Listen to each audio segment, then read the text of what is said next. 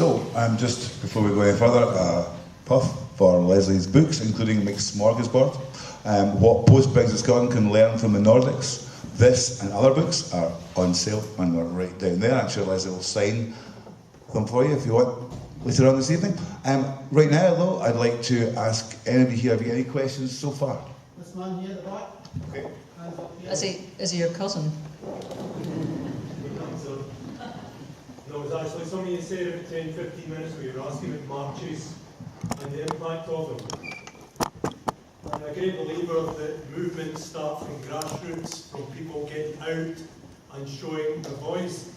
For me, the turning point, I went in the hoops demonstration in Parliament, hands round, hands off out of Parliament. I went in the Glasgow March, went in the Dumfries March, and yes, they were really, really uplifting, but if there was a moment that might kick-start the momentum, it was the Sunday Herald's coverage of the Glasgow March, because Twitter and Facebook went absolutely viral, and everyone who went in that march was outraged at the Sunday Herald and their coverage of that. 50,000, 70,000, 90,000, who cares? They stretched across Glasgow, and the Sunday Herald coverage was outrageous, and the reaction was, we can do this. And for me, that was a kickstart for the momentum that we've now seen over the last month or so. And I think it's now, we're really now on that true journey. Again, you know, reliving 2014, learning the lessons from 2014, and hopefully this time getting it right.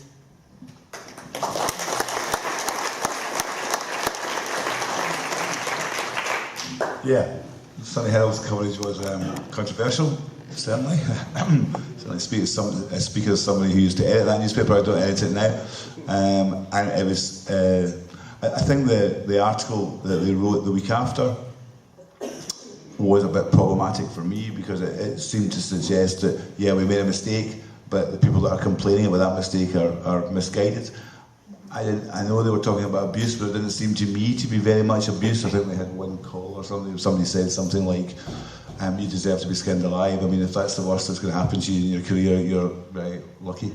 The worst abuse I've ever got as a journalist was when I worked at Scotland Sunday, and some guy phoned me up and suggested that he was going to wait for me at the top of Flesh Market Close to give me a kicking because I got the crossword clue wrong.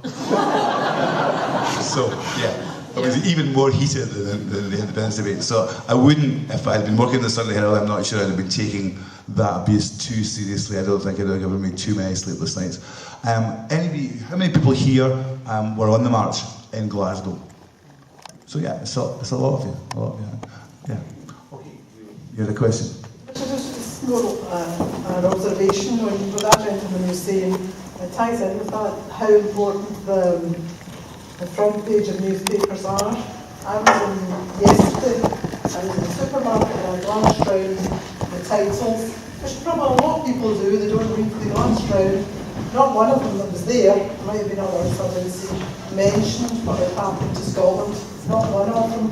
And obviously the National would have, but I found one of them left, but nothing was there. So the message, although we're all really involved in social media, we get what's happening, we know we're all very informed. It's the people that are not informed that maybe scan newspapers and say, oh, that's terrible, you know, Scotland just walked out of that parliament, don't know the context. So it's important the Sunday Herald, I know you're not part of it anymore, gives the right message, but there's independence message seems to have waned somewhat. Do you think the mainstream media, as it's called, Lesley, still is important? Well, there's a point where it becomes very noticeable when, for example, Question Time tonight. What do you think? Will they? You know? And it's like I don't think you need to be a born again independent supporter to have noticed that there's hardly any Scots on it, despite the fact the SNP are the third largest party by MPs and the second largest by membership. So it doesn't need. In a way, the inability or the refusal of British newspapers and the media to adjust to the reality of devolution even. Because that's what has not happened. It's like they're still playing the old games. Yep, you can have your devolution, but actually we're still going to pretend that the main parties are the ones that are at Westminster, that are British-only parties. So you watch that and you quietly make your judgments. So I don't know, I'm not a great believer in spending too much energy worrying about things you can't change. And the media and its perspectives are extraordinarily difficult to change. But in that will be their downfall, because increasingly it doesn't match what you see from other points of view or perspectives. And I mean, again, that's why Al from Phantom Power and I went off to do these films, because we could have waited our lives to try to get a commission, and we wouldn't have. Or we could just go and do it. So I think that whole spirit of just getting on and doing it is what we can do. And I would really urge people to try and focus on that. Because I know you can annoy the hell out of yourselves. It's like picking a scab, right? And every day you find something, oh, look at that, oh, and it's true, right? I'm not saying it's not true. But bear with me, and I can feel Richard's hand coming up in the microphone here, because he's going, what the heck is she on about here, right? But and I see you at the back, sir. I see that there's someone else wanting to speak, but just hold your horses 1 wee second here. Can I ask you, in a kind of urbane group of people like what you are, how many people can ski? Gosh, that's a better batting average than I've had in a long time. Well, I never actually learned. It is true. What? It is true. It is true, and I'm really getting the sense of this. How many people can play golf? You see, but that should be the whole blinking room. How many people can fish? We've got the best rivers in Scotland. This is land ownership. This is what this does to you. And how many people have got a boat? That's the maestro at the back. That's why he's the head bummer. See, when you've got a boat, it gives you kind of smed on me. But anyway, the skiing thing, Sorry? Yes, you can chuck a canoe in, absolutely. Anyway, I didn't learn to ski when I was young, and I sort of have the feeling that it didn't seem a very Scottish thing to do.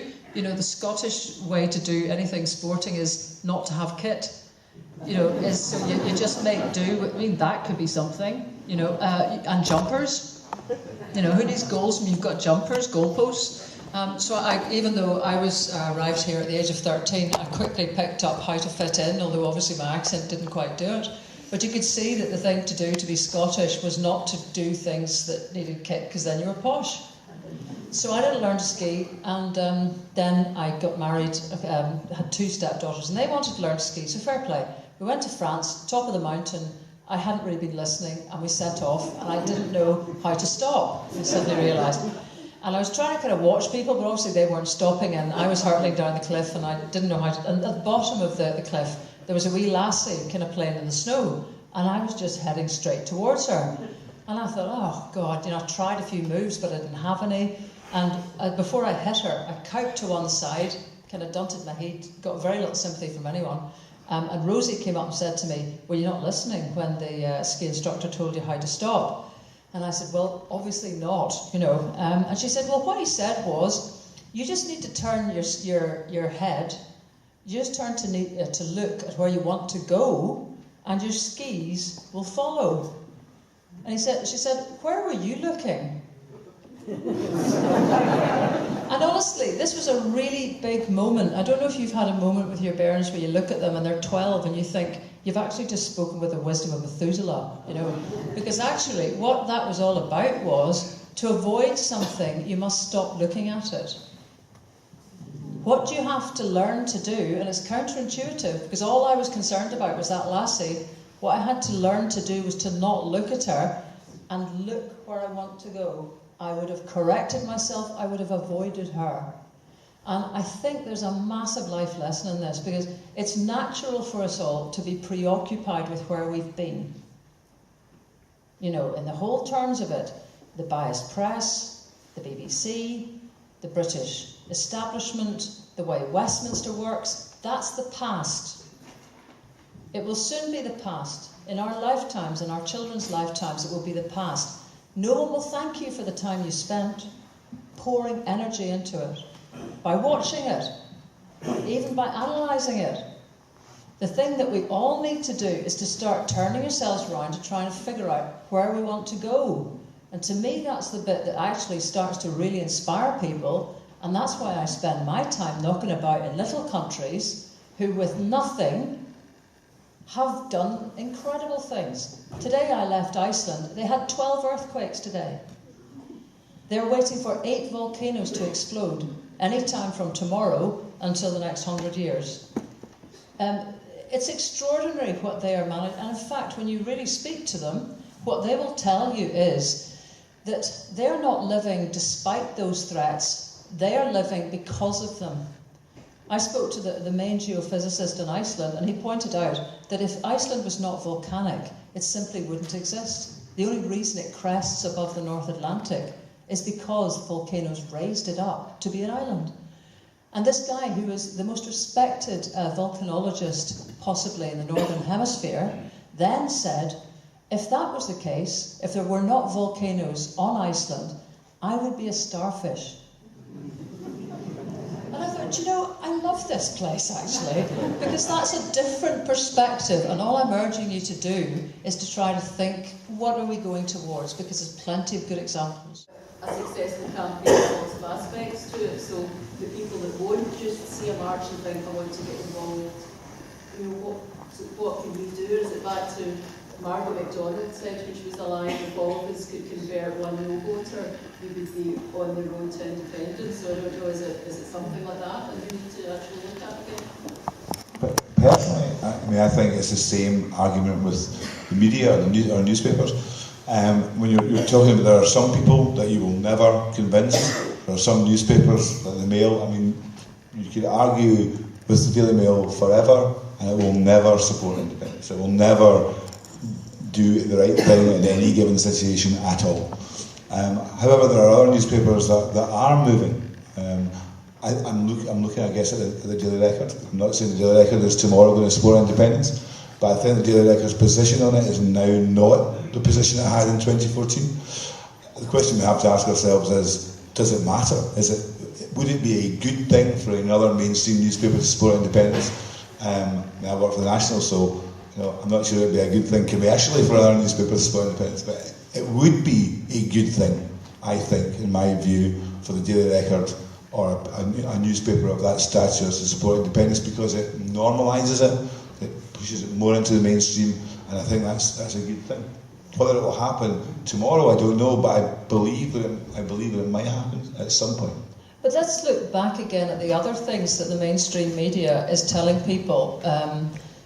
Windrush, not exactly Britain covering itself with glory, and that's actually been in pretty well every mainstream paper. Grenfell Tower, the anniversary, shocking, just shocking. And actually that's in every single outlet. The health service south of the border, don't go down there, don't be taken ill in England.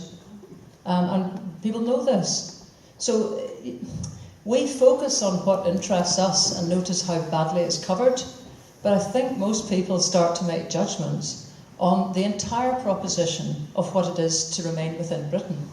And if you look at the clutch of horrors that there have been associated in the last year with not just accidents, but deliberate policy, which basically values people so low, I think you'd have to be made of stone not to see what that's all about. And that's been in every mainstream paper and the BBC and everything else. So I just think the thing is, yes, the business of do you support independence or not is something that you have to have some papers that just say, yes, that proposition works for us, and no matter how politics changes, it will always work for us. But a lot of people arrive at decisions by weighing a balance of things, and they're actually getting a lot of information about how naff Britain is. They're getting a lot of information about how utterly destructive Brexit is. They're getting daily information about the rudderless ship that both the Labour and Tory parties are nationally. And I think all of that works on people. So I'm not saying I'm a great fan of the mainstream media. I'm just saying I think there's a wider basket of stuff. When you're saying what could you say, what can you do, there are natural forces at work, and if I didn't believe that, I actually wouldn't be sitting here, because I think there is a natural progression towards realising the British state is over.